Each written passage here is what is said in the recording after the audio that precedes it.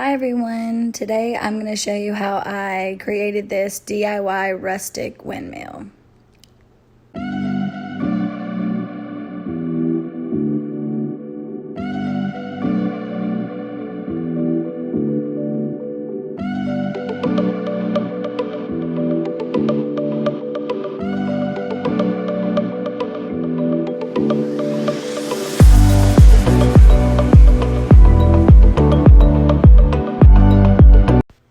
Alright, so I got these two placemats at Dollar Tree.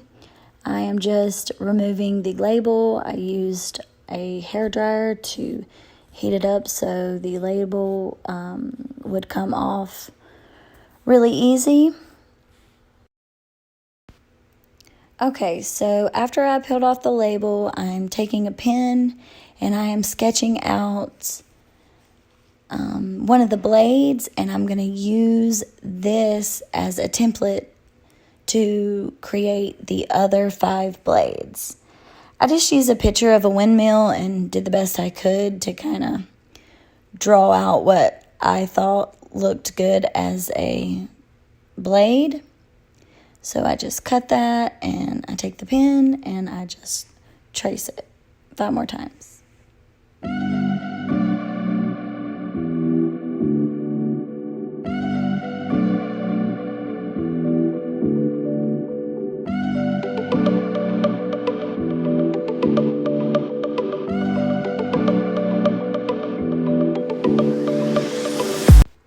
After I cut out all the blades, I laid them out, and I'm going to paint them in Waverly chalk paint in the color Mineral.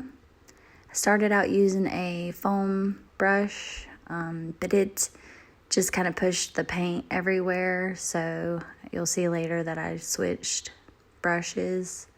I ended up having to give these 3 coats. I used my hairdryer in between coats just to make it faster.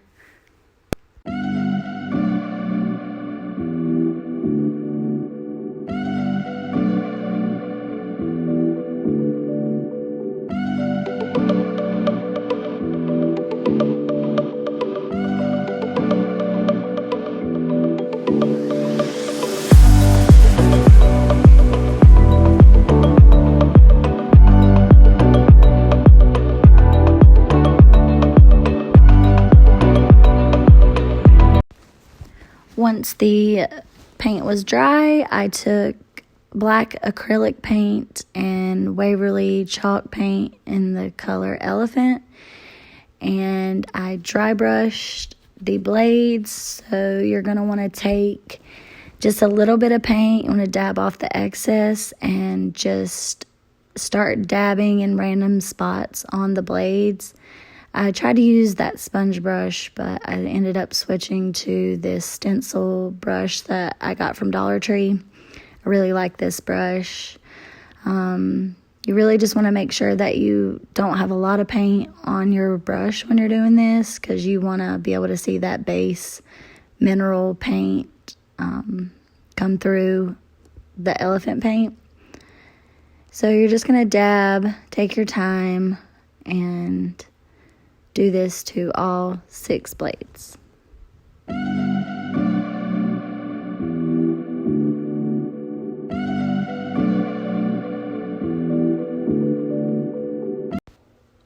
Alright, so once I was done with the elephant paint, I took the black acrylic paint and I did the same exact thing. But the black paint, you really want to make sure that you don't have a lot, because it will overpower the gray.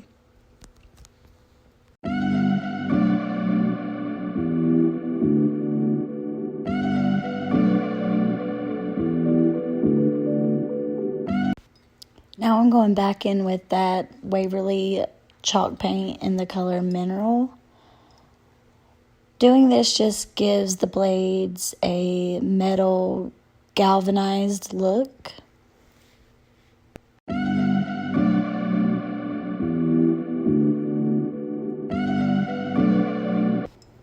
Now we're going to work on the center part of the windmill that connects all the blades. I'm not in focus, but I just used a lid to a mason jar, and we're going to use that same technique and galvanize it as well. Now I'm just taking these wooden dowels I got from Walmart. Can't remember what size they are. They're 12 inches, and I just cut them in half. So I only needed 3 of them. You get a pack of a handful of them, and they're really cheap. So I cut those in half, and then I did the same exact thing and galvanized those as well.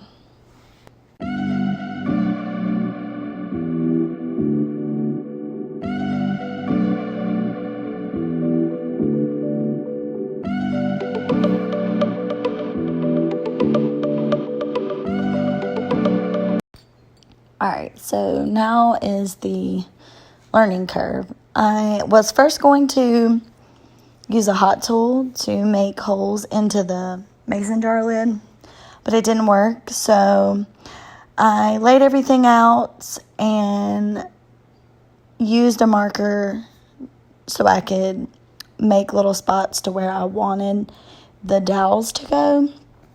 And I tried the hot tool, it didn't work. So I ended up just using a drill. Alright, now that the holes are drilled into the side of the mason jar lid, I'm just screwing in the dowels to each hole.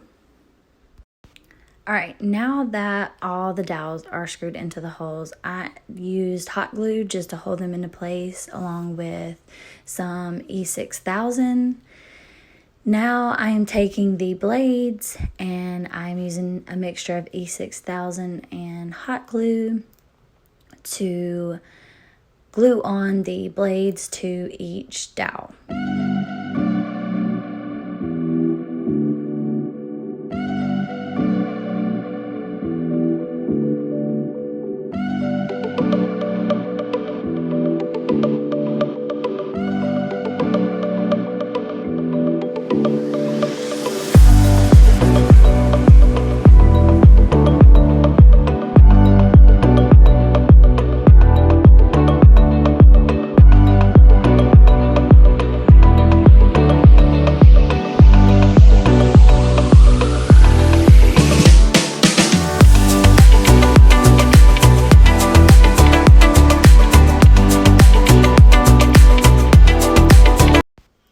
Now that everything is put together, I'm taking the color Burnt Umber in Apple Barrel acrylic paint, and I'm just going around the edges to give it a more rustic, weathered look.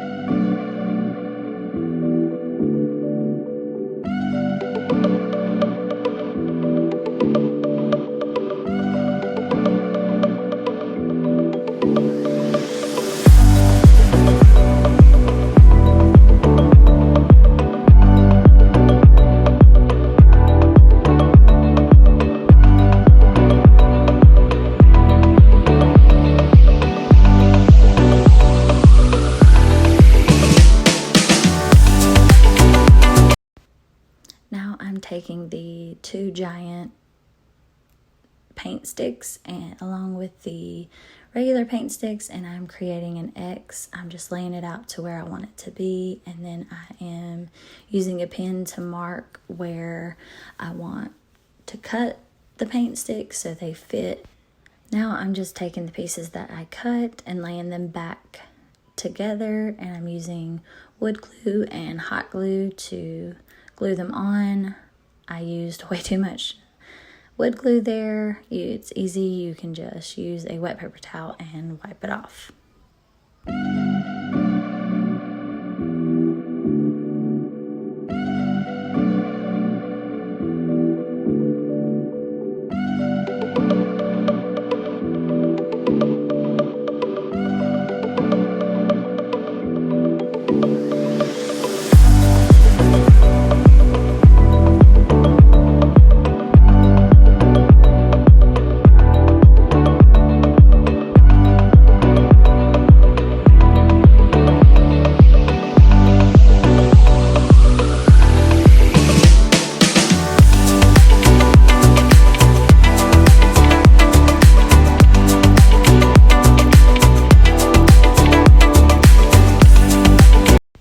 The final step is to make the back of the mason jar. So I just used that same placemat and I drew a circle around the lid of the jar, and then I just cut it out, and I used a mixture of E6000 and hot glue to glue it to the back.